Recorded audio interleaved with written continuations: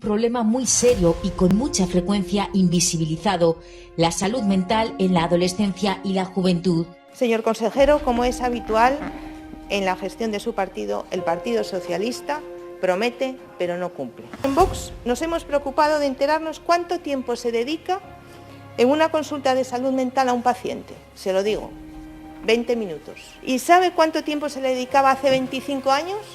20 minutos. Esto es lo que han evolucionado sus planes de salud mental.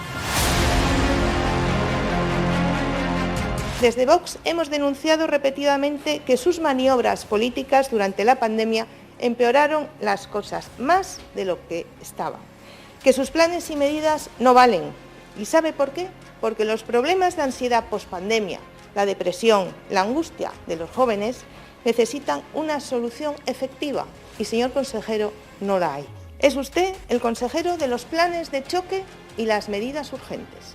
Así que díganos, ¿dónde están esos planes de prevención para anticipar y resolver los trastornos de ansiedad que ya había en los niños y adolescentes y que la pandemia potenció? ¿Está el sistema sanitario asturiano preparado para la prevención de este problema?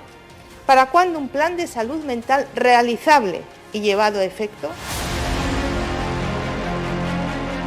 ¿Qué herramienta está aplicando el sistema sanitario asturiano para prevenir la depresión, que, como usted ya sabe, es la enfermedad más frecuente en la adolescencia? Si esto no cambia, cuando sean mayores seguirán esperando a que el sistema les preste la solución adecuada.